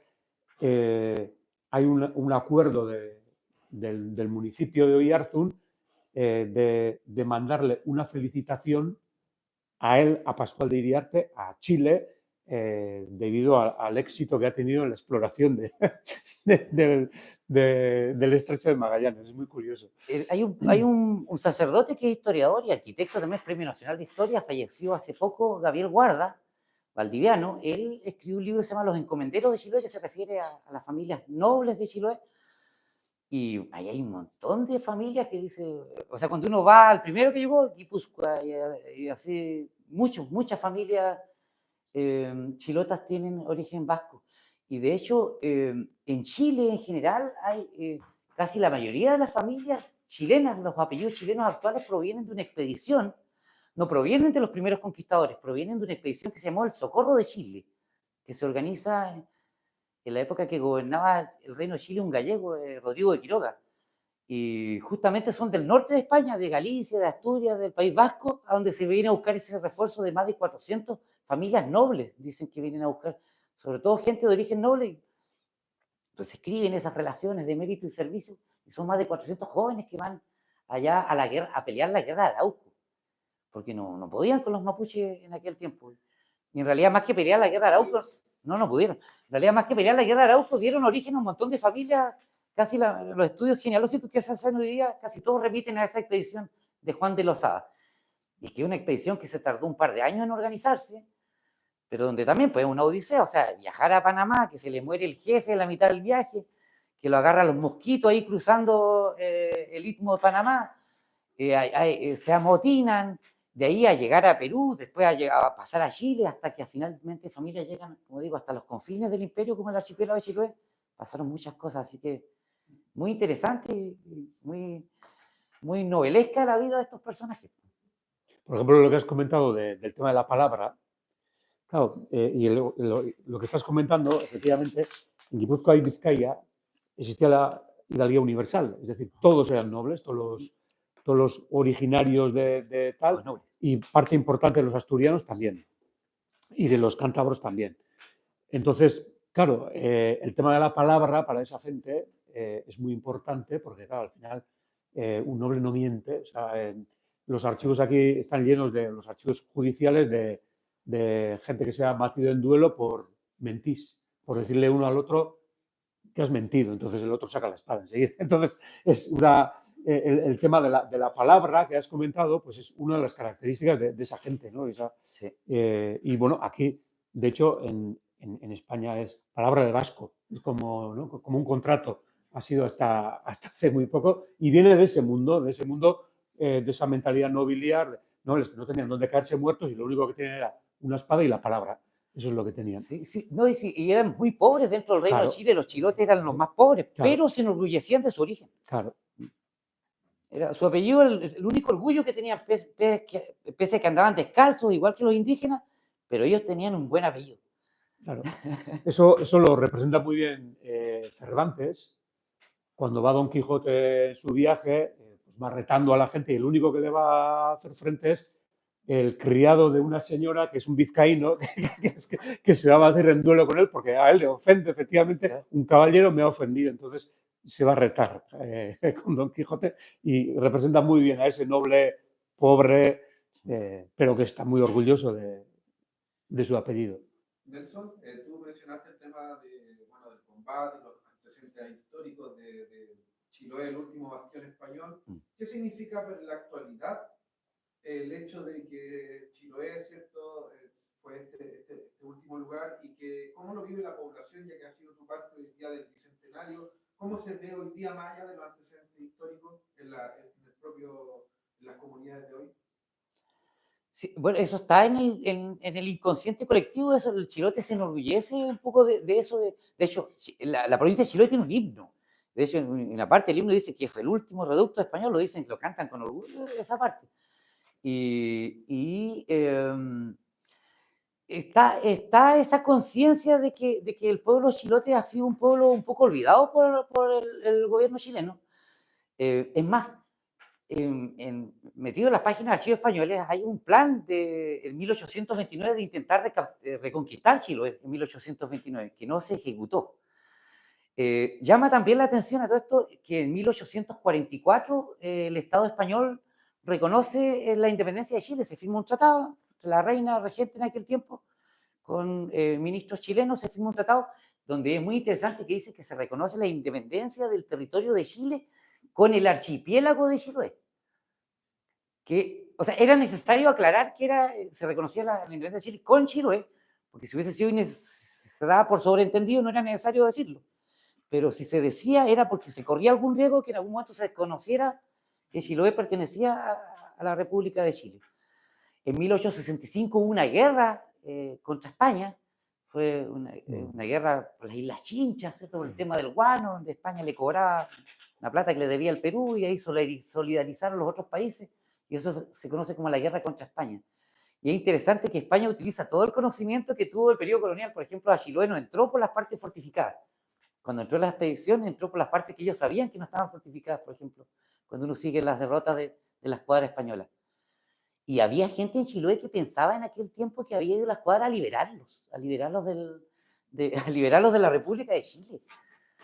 Bueno, ahora que se acerca el bicentenario, a todo esto, hace 100 años atrás se celebró el centenario se conmemoró el centenario de la incorporación de Chiloé a la República, y en realidad lo único que se hizo es que se levantó un obelisco donde se puso una placa con el retrato del del director supremo de Chile en la época de Freire y del último gobernante español, que a todo esto ni se parece a Quintanilla, no sé, inspirado en quién, un tipo de bigote, y Quintanilla no tenía bigote.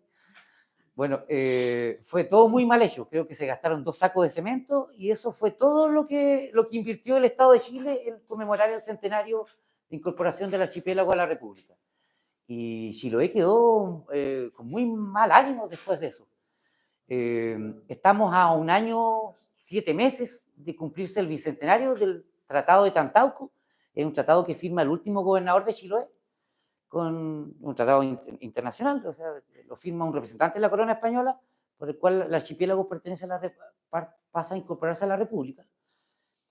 Y ha sido poco lo que el Estado chileno ha hecho para el tema de la conmemoración. En Chiloé hay todo un movimiento cultural de mucha gente organizada para ver qué es lo que se va a hacer, pero se esperaba que el gobierno chileno hiciera un plan de desarrollo, ya que tiene una deuda con el archipiélago de Chiloé, que hubiese hecho un plan de obras públicas, algo, y estamos 1 año y medio y no se oye, padre. Entonces, ya estamos a punto de decirle al Estado de Chile que mejor se olvide el asunto, que si no quieren hacer nada, mejor lo digan, y que por último nosotros los isleños conmemoraremos el asunto como podamos, y seguramente es lo que va a ocurrir. El tema del nombre de Chiloé fue incorporado por los españoles o por la República de Chile. No, Chiloé en lengua en mapudungun significa lugar de gaviotas. Chille es una gaviota blanca pequeñita de cabeza ploma, y hue significa lugar donde se hace algo. En ese algo es el lugar donde se cazan gaviotas. Sí, así los huilliches llamaron a este archipiélago porque le llamaba la atención que los pueblos canoeros se alimentaban de aves. El tema de la moneda, ¿hasta qué época se usó la moneda española? En la parte de cuarto se usaba la moneda española, o hasta qué momento llegó y se reemplazó por la de la República de Chile. Sí, yo creo que la moneda española corrió como hasta la década del 1830, unos 10 años después. Todavía los reales seguían corriendo, porque bueno, eran monedas de plata, entonces tenían un valor en sí. Iba a ir a acotar, Nelson, porque explica que la moneda que se usaba era la madera, eran las tablas de Alés. Sí. Claro, lo que pasa es que los sueldos de la tropa, por ejemplo, el sínodo para los misioneros, llegaban monedas. Pero claro, como los chilotes, por buena parte del siglo XIX escaseaba el circulante, le llamaban, ¿cierto?, a las monedas. Entonces, muchas cosas se hacían con madera, o sea, uno iba a comprar cosas con tablas. Entonces, sí, lo que dice Marco es muy cierto. Incluso en las escuelas, a falta de hojas y lápices, los alumnos escribían en una tabla que después la raspaban y así hacían la caligrafía. Sí.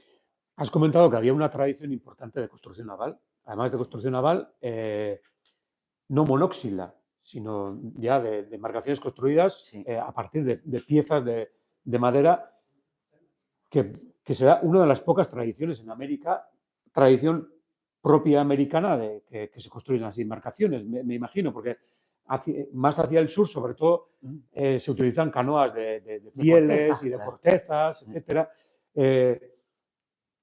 Cuando llegan las tradiciones europeas, y como has comentado, la tradición indígena se va a mantener durante siglos. De hecho, los europeos van a utilizar, ¿no?, la tradición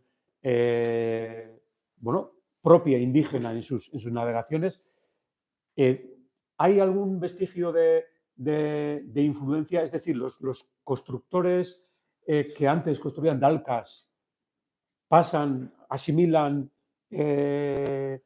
innovaciones europeas, es decir, ¿hay un sincretismo también en las prácticas de construcción naval?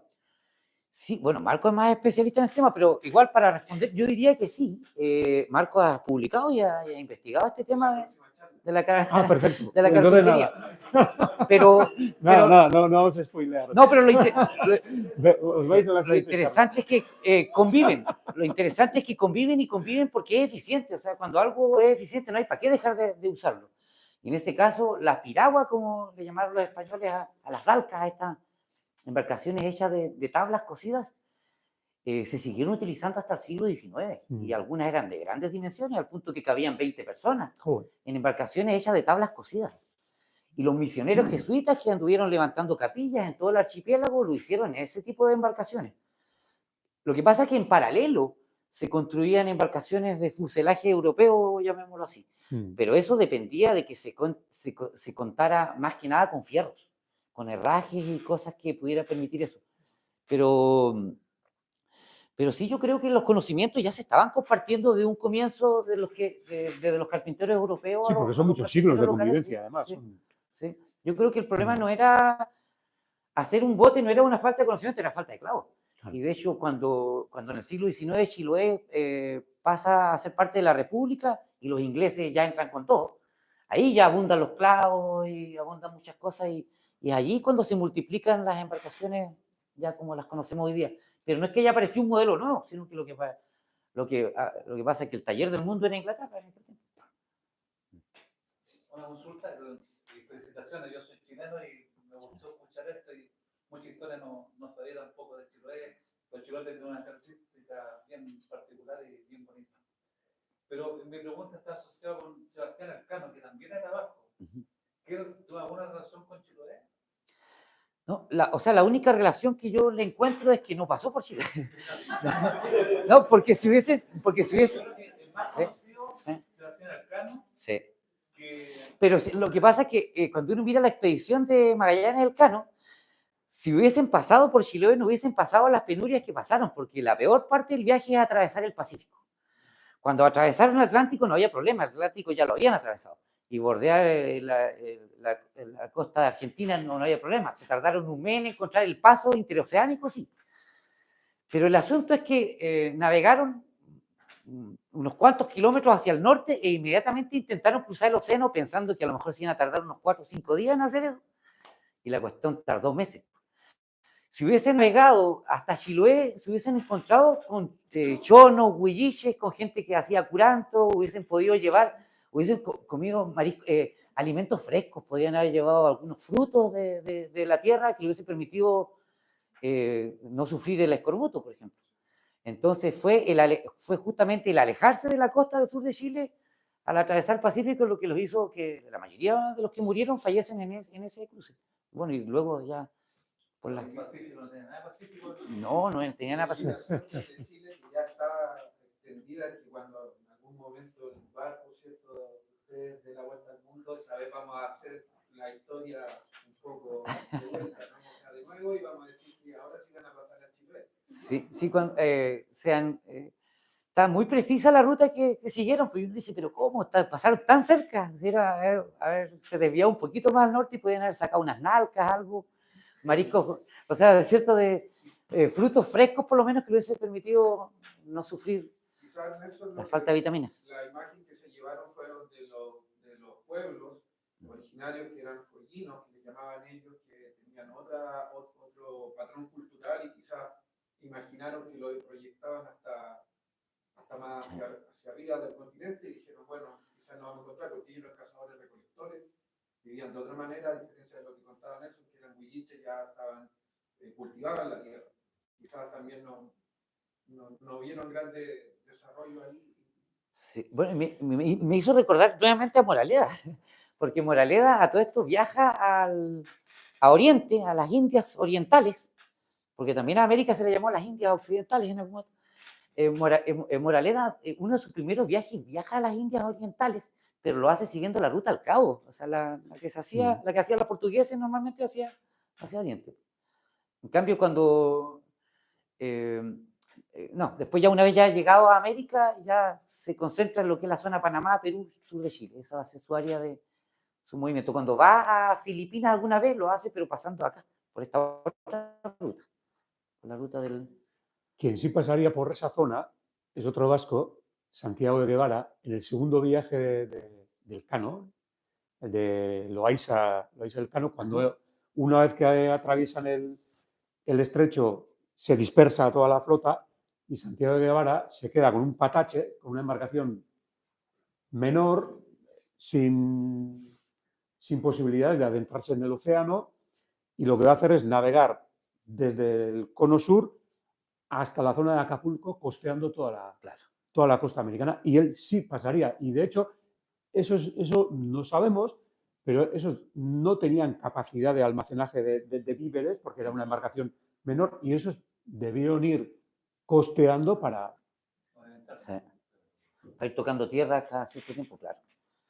De hecho, cuando llegan a Acapulco, a la zona de Acapulco, claro, no hay muelles, no hay puertos, no hay nada. Entonces llegan allí a una playa, tienen que desembarcar en la playa y no tienen un bote porque un temporal les había llevado el bote. Entonces calafatean una caja, y va el capellán del barco en la caja con un remo llevando un cabo para unirlo a tierra.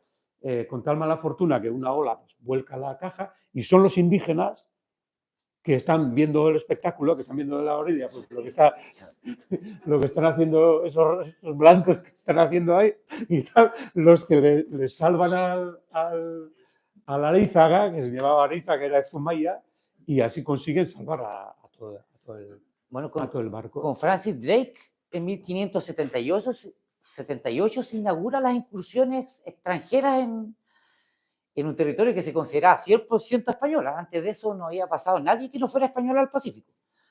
Y a partir de allí se multiplican los naufragios porque ellos conocían menos que los españoles esas costas. Cuando en 1600 los holandeses atacan la ciudad de Castro, en Chiloé, pero llegan casi en condición de náufrago. O sea, no era que fueran unos feroces piratas que iban a atacar, no, llegaron casi muriendo. Lo que pasa es que se enteraron que había un grupo de españoles viviendo y que eran muy poquitos. Entonces, la ciudad estaba indefensa y aprovecharon la ocasión. Entonces, pero sí, en los últimos años se han encontrado una serie, incluso cañones, cosas de naufragios que no están ni siquiera documentados, de muchos intentos de holandeses y de ingleses por penetrar al Pacífico y que no lo lograban. Por eso Chiloé tenía una posición estratégica tan importante, porque era el primer lugar, o el lugar más austral habitado por los españoles. Yo un comentario adicional, digamos, que quizás para ustedes, los vascos, el apellido vasco en Chile, a diferencia, digamos, quizás de Chiloé, que Chile por cierto fue más pobre, digamos, como dice el apellido vasco en Chile es como de alta alcurnia, sí, que tiene mucha pasta. Ya, Goicoechea, Echeverri, Larraín, todo eso, Errázuriz, todos son... Casi todos los presidentes de Chile han sido vascos. Son vascos, digamos, y son de alta alcurnia, digamos, de mucho dinero. A diferencia de otros apellidos como Pérez, González, que son como más del pueblo. De hecho, se habla de la nobleza castellano-vasca en Chile. Y de hecho, seguramente, yo por eso no quise referirme mucho a eso, porque seguramente cuando uno busca o googlea información acerca de los vascos en Chile, remite a los vascos de la zona central, a la zona de Santiago, que son los apellidos, allá se habla de apellidos vitivinícolas, porque son todos dueños de grandes, claro, son latifundistas, dueños de grandes viñas. Sí. No, hay muchos presidentes, incluso Sebastián Piñera era vasco por el lado de Cheñique, Allende era vasco, Errázuriz Echaurren era vasco por lado y lado. Pinochet, Ugarte. Sí, sí, por lo menos uno. Pero a él olvidémoslo.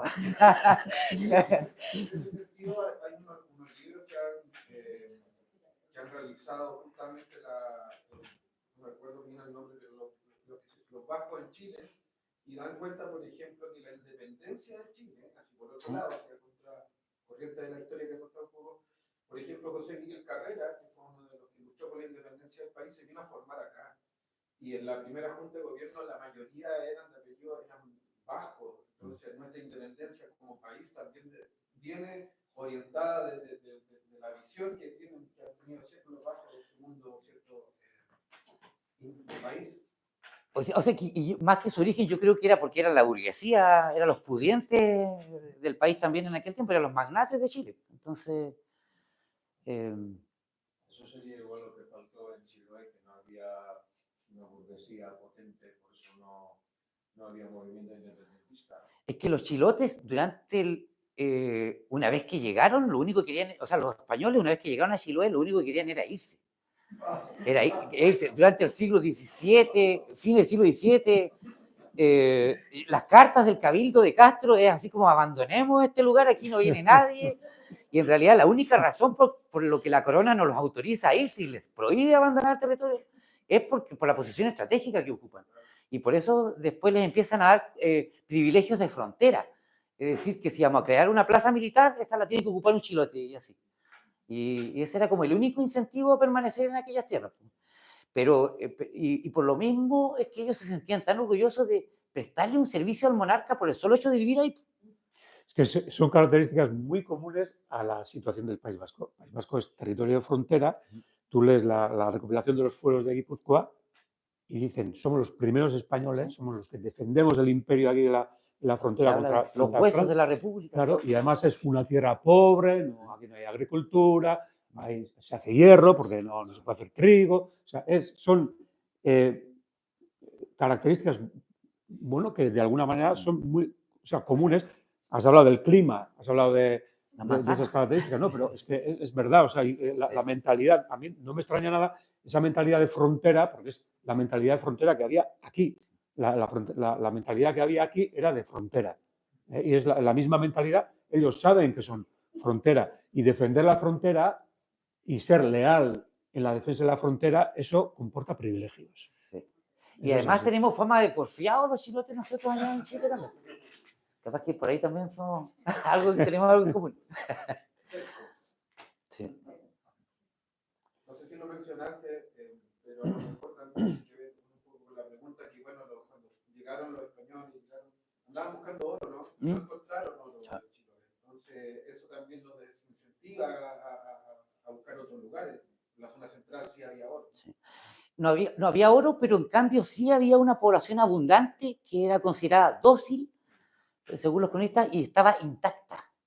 Porque a diferencia de lo que había ocurrido en la zona desde Arauco hacia el norte, ahí hubo una guerra a muerte, donde mucha población indígena incluso huyó para no ser sometida por los españoles al otro lado de la cordillera. Entonces, una de las razones por las que los españoles también iban avanzando hacia el sur era porque necesitaban mano de obra. Entonces, primero el archipiélago fue explorado y después fue conquistado, pero no hubo una conquista sangrienta, no hubo una batalla, no se recuerda. La única sublevación indígena que hubo en Chiloé fue en 1712. En los casi 3 siglos que estuvieron los españoles allá, solamente hubo una sublevación indígena y fue por los abusos que cometían algunas familias encomenderas, ni siquiera todos.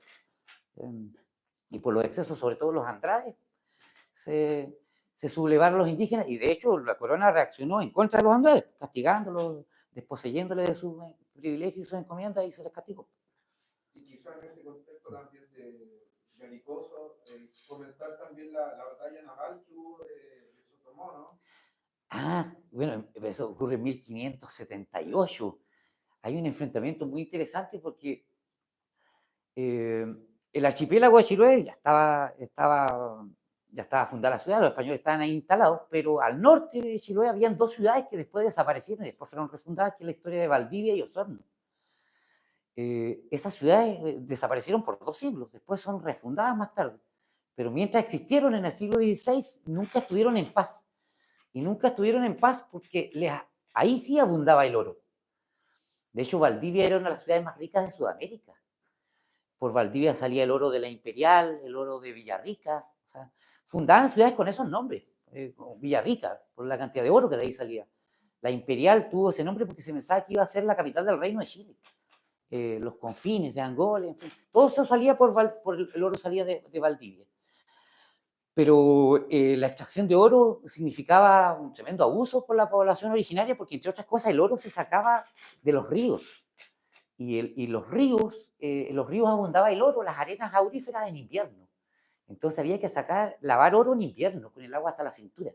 Y eso producía una mortandad enorme de los indígenas que allí trabajaban forzadamente. Y empezaron a sublevarse. Y claro, y salen el corregidor de Osorno a dar castigo a unos indígenas que de los alrededores habían causado daños y agravios a los españoles, en fin. Pero como estos indígenas en el territorio de Osorno estaban en un fiordo, un brazo de mar que entraba hacia la cordillera, hubo que irle a dar castigo vía marítima.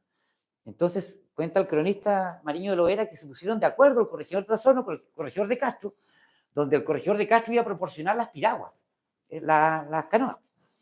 Y los de Osorno, a ellos les correspondía ir a cobrar a la venganza, digamos, y los embarcan y se produce un enfrentamiento naval que, claro, para la historia pasa a ser como una especie de combate naval, pero entre dalcas. Estamos hablando de más o menos 50 embarcaciones por cada lado. Y dice que así anduvieron revueltas, dice el cronista, dice, durante 2 horas y media, saltando los unos de una embarcación a otra, y llovían dardos, balas y saetas, decía. Y dice, y al final dice que vencieron los nuestros. A todos los españoles mandaban a los indios amigos a pelear, y ellos se quedaban dando las instrucciones, ¿no? Es que lo que pasa es que en la conquista de América es imposible entenderla sin alianza con los indígenas. Entonces, fueron los españoles con indios amigos a darle castigo a los alzados. Y ahí pelearon los indios amigos con los alzados. Y dice que murieron 500 ultra de 170 que fueron cautivos. Porque ese fue otro negocio que hubo ahí a partir de la guerra también. Un momento en que también se justificó la esclavitud de los indígenas. Después de haber recibido la fe católica y se rebelaban contra el monarca, podían ser tomados por esclavos y vendidos. Eso fue a comienzos del siglo XVII. Así que hay un enfrentamiento naval que en Chiloé se considera el primer enfrentamiento naval de nuestra historia. Se libró entre embarcaciones indígenas que peleaban ahí los osorninos y chilotes que fueron a dar castigo a los alzados. Bueno, yo creo que tenemos que ir Esto a cenar también. Esto peligrosamente. Muchísimas gracias y yo creo que mereces otro saludo.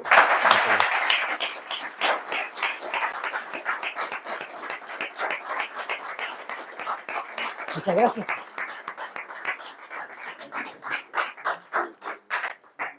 Todavía quedaba algo de energía del viaje, así